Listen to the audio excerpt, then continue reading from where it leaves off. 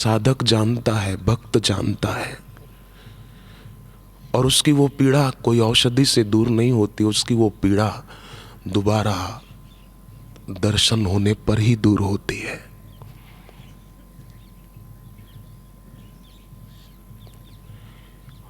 और कुछ न हो, पर केवल गुरु के दर्शन में, गुरु के सानिध्य में प्रीति हो, अनुराग हो, तो वो एक बड़ी साधना है, वो एक बड़ा भजन है, उसका अपना आनंद है, उसकी अपनी एक मस्ती है।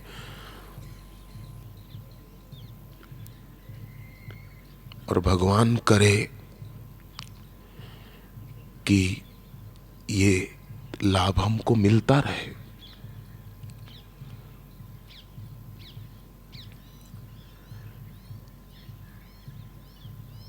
यही सच्चा लाभ है। तुलसीदास जी ने कहा है, लाभ की कछु हरि भक्ति समाना। आप ऐसा ना सोचना कि हमको पैसा मिल जाए तो होगा कि हाँ लाभ हो गया। नहीं नहीं, उसको मुख्य नहीं बनाना है हमको। ठीक है, पैसा जरूरी है, परंतु ये मुख्य है। लाभ की कछु हरि भक्ति समाना, जेहि गावहि श्रुति संत पुराना। हानि की जग एहि सम कछु भाई, भजहि न राम ही नर्तन पाई। इसके समान हानि और कौन सी कि नर्तन पाकर ऐसे सदगुरु के चरणों में अगर नहीं आ सके तो हम आ सके हैं, हम पहुंच पाए हैं, ये हमारा सौभाग्य है, उनकी कृपा है। अब हमको सजगता रखनी होगी। एक चोर बूढ़ा हो गया तो उसके बेटे ने कहा, पिताजी अब आप तो बूढ़े हो गए, अब मुझे भी सिखा दो चोरी कैसे करना। बेटे को कहा बाप ने, ठीक है चल तुझे सिखाता हूं। एक बड़े सेठ के घर पर रात के, आधी रात के समय बाप बेटे को ले गया। सेंध लगाई, घर के अंदर एक बड़ी अलमारी थी, उसको युक्ति से खोला और कहा कि अंदर जा।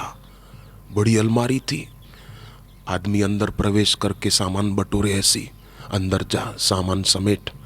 वो अंदर गया तो बाप ने दरवाजा बंद कर दिया, ताला लगा दिया, चाबी जेब में रख दी और शोर मचा दिया, चोर चोर चोर, चोर आया चोर आया चोर, शोर मचा दिया। चोर ने खुद ही शोर मचा दिया और भाग गया बाप। तो अब बेटा अंदर, बाहर से ताला बंद है, चाबी बाप ले गया है। घर के लोग जागे, कहां है चोर, कहां है, पर बाहर तो कहीं कोई दिख नहीं रहा। अब क्या हुआ कि वो अंदर जो बंद था वो सोचने लगा कि अब क्या करूं। उसके अंतर मन में अनजाने ही सजगता का उदय हुआ। जैसे कोई चूहा कपड़े कुतरे, ऐसे वो अंदर आवाज करने लगा। तो नौकरानी ने सोचा कि शायद अंदर चूहा है, पर आधी रात का समय था, लाइट शायद बंद हो गई थी। तो नौकरानी दिया जलाकर लाई, देखा कि इस पर तो ताला है, चाबी ढूंढी तो मिली नहीं, तो दूसरी चाबी जो रखी हुई थी वो लाकर दरवाजा खोला और उस चोर को अंदर न जाने क्या सूझा, सजगता आ गई। जो ही उसने दरवाजा खोला त्यों ही चोर ने दिए को फूंक मार दी, दिया बुझ गया। ये मौका पाकर भागा भागा भागा तो देखा कि चोर तो भागा भागा, शोर मचाया, आसपास के लोग जागे, पीछे पड़े उसके। भागते भागते उसने देखा एक कुआं है, पास में पड़ा हुआ बड़ा पत्थर उठा के कुएं में डाल दिया। आवाज हुआ, पीछे से लोग आए, उन्होंने सोचा कि शायद चोर कुएं में गिरकर मर गया। बचने के कारण ये कूद गया। लोग लौट गए, चोर अपने घर पहुंचा। बाप जो रजाई तान कर सोया था, रजाई हटाई और गुस्सा करने लगा कि आप तो मेरे को फंसा कर आ गए, मैंने कहा था चोरी सिखाओ और आप मुझे बुरी तरह फंसा के आ गए। बोले नहीं नहीं बेटे, मैं फंसा कर नहीं आया। बोले ताला लगा के आ गए और आप बोलते फंसा के नहीं आए। बोले तूने कहा था ना कि चोरी करना सिखाओ, तो मैं तुझे सिखा रहा था। केवल एक बात मैं तुझे सिखाऊं तो सीखी हुई बात तू भूल सकता है। इससे तेरे जीवन में सजगता आ गई कि कब क्या करना। तेरे को अंतर्मन में प्रेरणा मिली ना, मैंने थोड़ी सिखाया। तेरे जीवन में सजगता होगी तो तू हर काम में सफल होगा। चोर चोरी में सजग रहेगा तो सफल होगा। वो सजग रहा तो बचकर आ गया ना, फंसा नहीं, नहीं तो बुरी तरह फंस जाता। अगर सजग नहीं होता, अगर अंतर की प्रेरणा नहीं पाता, नहीं मानता, तो फंस जाता। ऐसे ही हम अगर सजग नहीं रहेंगे तो हो सकता है कहीं कहीं फंस जाएं, हम कहीं उलझ जाएं। उसने तो बाहर का दिया बुझाया, हमको दिया बुझाना नहीं, हमको दिया जलाना है। वो तो खुद चोरी करने गया था। हमारे पास कई चोर चोरी करने को आते हैं, काम क्रोध रूपी। तो हम अपने जीवन में दिया बुझाएं नहीं, दिया जलाएं, गुरु भक्ति का दिया जलाएं। जब वो दिया जलेगा तो परम प्रकाश रूप दिन राती, नहीं कछु चाहिए दिया घी बाती। मोह दरिद्र निकट नहीं आवा, लोभ बात नहीं ताही बुझावा। लोभ रूपी वायु बुझा नहीं सकेगी, मोह रूपी दरिद्रता फिर निकट नहीं आ सकेगी जब ये ज्योत जलेगी। तो हमारे जीवन में भी ये जरूरी है। विवेकानंद बोलते थे, गुरु लाखों माताओं का दिल एक करो तब एक गुरु का दिल बनता है। ऐसा उनका हृदय होता है, करुणा से भरा हुआ, क्षमा से भरा हुआ। हम कितनी गलतियां करते जाते हैं, पर क्षमा के सागर वो क्षमा करने में कभी पीछे नहीं हटते हैं। क्षमा करने में उन कृपा सिंधु को जरा भी देर नहीं लगती। वो ऐसे उदार हैं, ऐसो कौन उदार जग माही। उनके जैसा उदार और कौन होगा, जो रीझ जाते हैं तुरंत, देर नहीं लगती। पर भक्त भी थोड़ा नम्र हो ना, विनम्र हो, गुरु में दोष दर्शन न करता हो, अभिमानी न हो। अभिमानी आदमी तो ऐसा है कि जैसे एक छिपकली घर की छत पर रेंग रही थी तो दूसरी छिपकली ने कहा चलो बाहर चले। वो कहती है नहीं नहीं, हम जाएंगे तो ये छत को कौन पकड़ रखेगा, मैंने छत को पकड़ रखा है, ये सीलिंग कहीं गिर, छत गिर न जाए, मैंने छत को पकड़ रखा। छिपकली ने छत को पकड़ रखा है। नहीं, अहंकारी आदमी उस छिपकली की तरह ही है।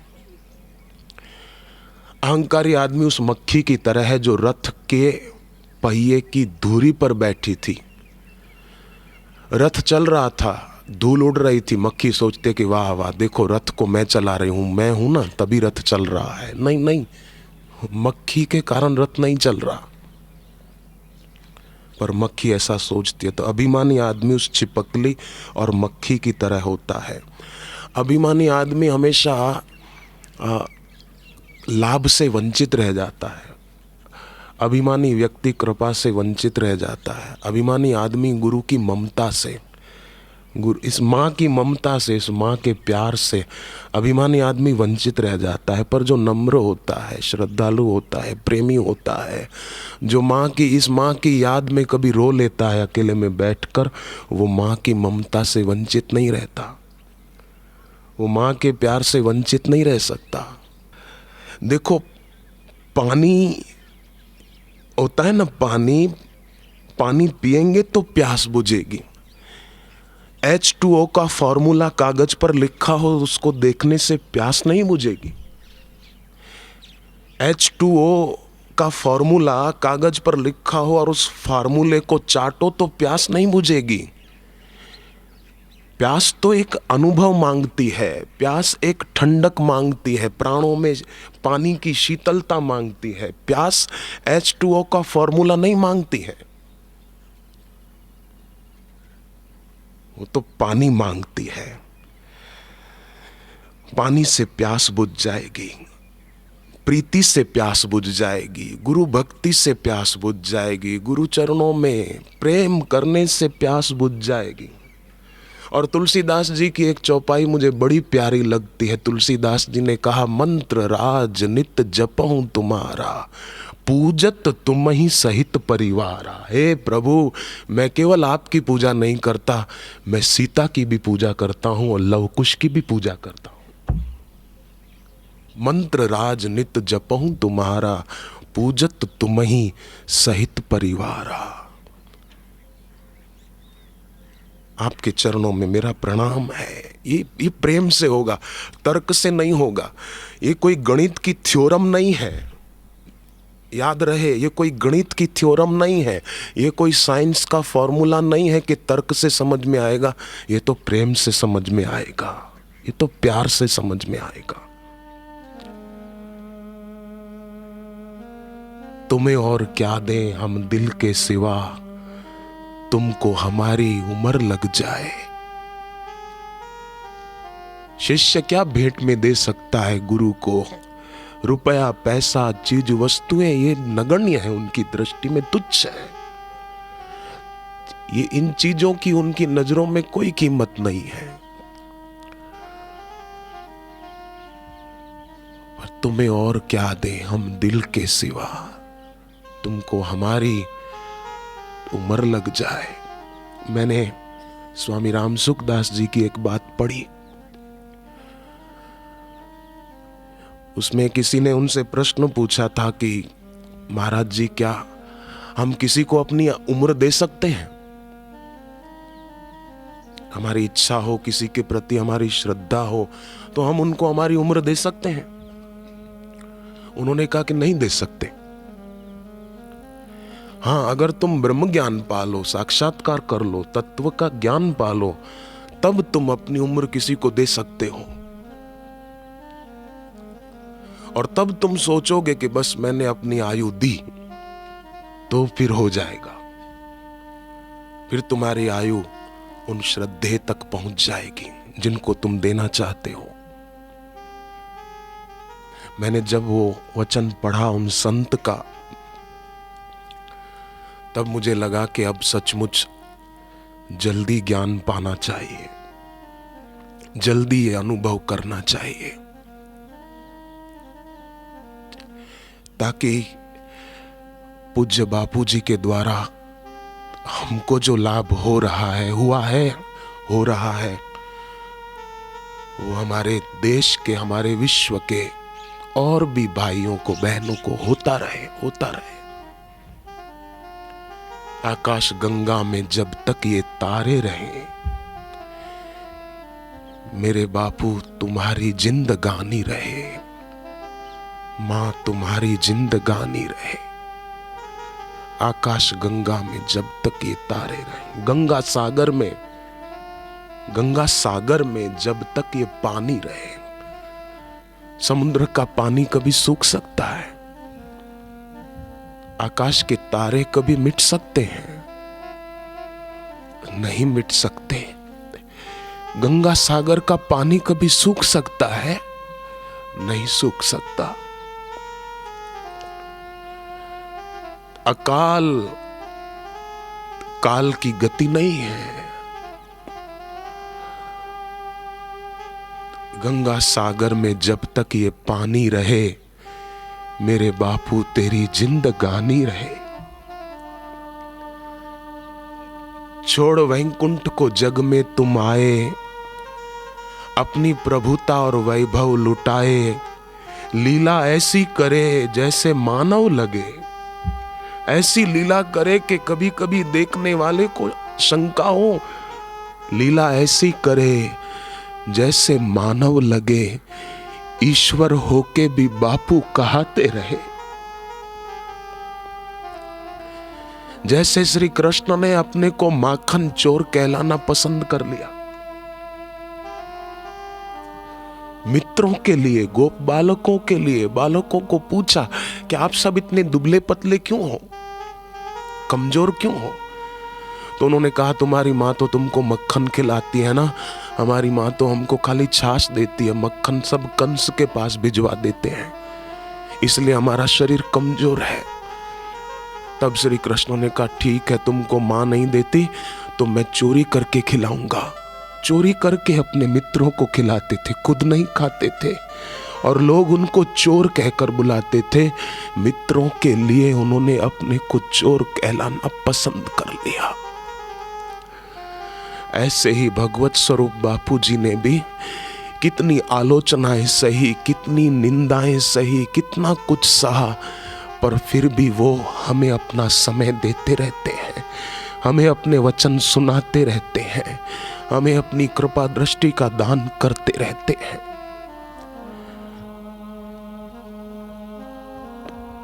तो आज पूर्णिमा का दिन है, खुशी का दिन है।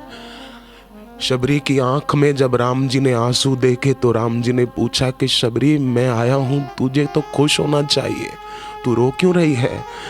शबरी ने कहा कि ये दुख के आंसू नहीं है, ये खुशी के आंसू हैं, क्योंकि आज मुझे मेरे गुरु की याद आ गई। मेरे गुरु ने जो कहा था कि राम आएंगे, वो मेरे गुरु का वचन आज सच्चा साबित हो गया, आप आ गए। ये दुख के आंसू नहीं है प्रभु, ये खुशी के आंसू हैं। मुनि के वचन समुझी जिय बाए, मेरे गुरु के वचन मुझे याद आ गए, मेरी मां के वचन मुझे याद आ गए, जिन्होंने मुझे एक बच्चे की तरह पाला। शबरी कहती है राम, मैंने मां की ममता नहीं पाई, मां तो मेरी शादी करना चाहती थी, पर मेरी गुरु मां ने मुझे ममता दी है, मेरी गुरु मां ने मुझे भोगों में फंसने से बचाया है, मेरी उस मां ने मुझे भक्ति दी है, मुझे उसकी याद आ गई।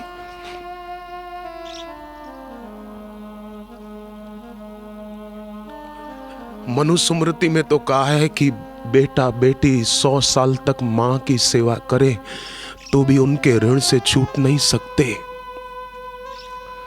तो इस मां की सेवा हम कितनी भी करें, अपने शरीर की चमड़ी उतार कर उसकी जूती बनाकर उनके चरणों में पहनाए, तो भी हम उनके ऋण से कभी छूट नहीं सकते। वो हमको तार लेते हैं भव से।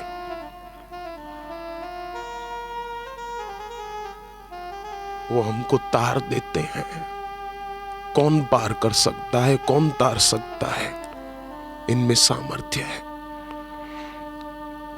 तो आज एक तरफ खुशी का दिन भी है और एक तरफ आश्रम में जो भाई रहते हैं, जो महिला आश्रम में बहनें रहती हैं, उनके मन में मेरा दिल कह रहा है कि जरूर होता होगा कि आज बापू जाएंगे यहां से,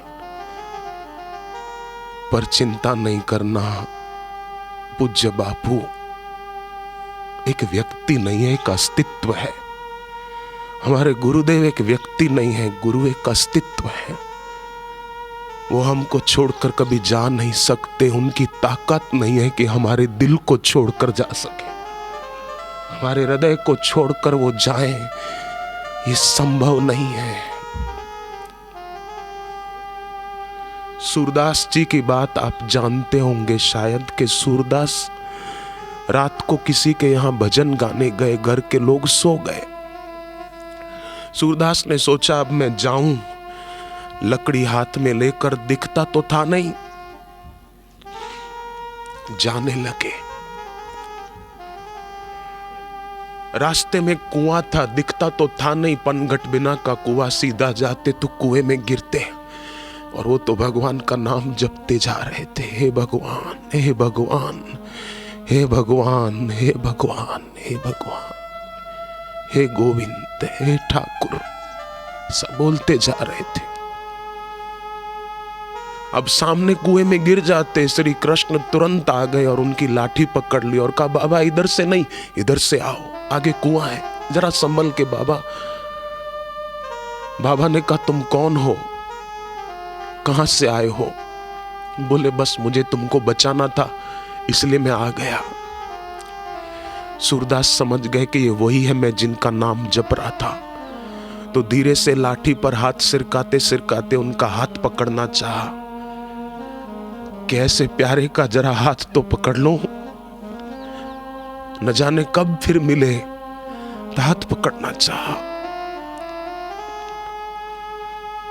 श्री कृष्ण हाथ लकड़ी छोड़कर दूर भाग गए और हंसने लगे।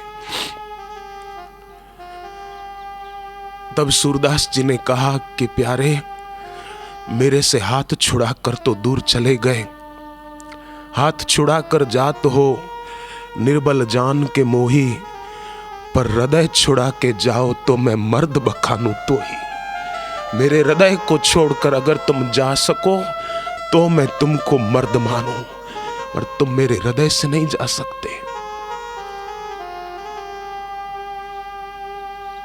पूज्य बापू गुरुदेव हमारे हृदय में बसे हैं, हमारे मन मंदिर में बसे हैं, वहां से तो नहीं जा सकते, नहीं जा सकते, संभव ही नहीं है कि वो जाएं।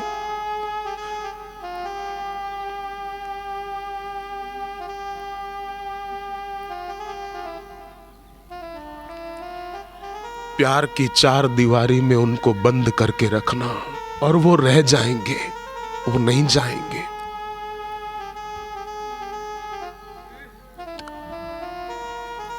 भगवान को, गुरु को ज्ञान की भूख नहीं है, वो तो ज्ञान की मूर्ति है। ब्रह्मानंदम परम सुखदम, उनको सुख की भी जरूरत नहीं है। परम सुखदम केवलम ज्ञान मूर्ति, उनको ज्ञान की भी जरूरत नहीं है, वो ज्ञान की मूर्ति है। पर उनको प्रेम की जरूरत तो है। हम प्यार की चार दीवारी में उनको बांध कर रखते हैं। जैसे यशोदा ने प्यार था दिल में तो श्री कृष्ण को रस्सी से बांधा था, हम प्यार की रस्सी से बांध कर रखें अपने दिल में। और आज की इस पूर्णिमा को हम प्रार्थना भी करते हैं कि गुरुदेव बस आप बस जाना, बसे रहना, तुम बिन मुश्किल जीना,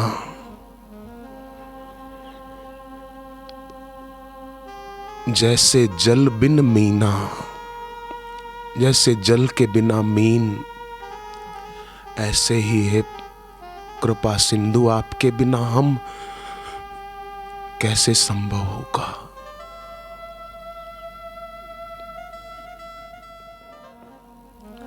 पथ में पलक बिछा रखेंगे, हृदय में तो हो पर गुरुदेव फिर भी पथ में पलक बिछा रखेंगे, राह पर पलक बिछाए रखेंगे, पथ में पलक बिछा रखेंगे, बापू जल्दी आना।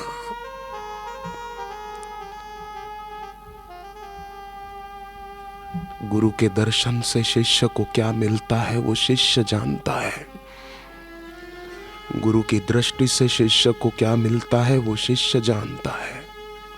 निगुरा क्या जाने, अभिमानी क्या जाने, वो तो प्रेमी भक्त जाने। हरि ओम।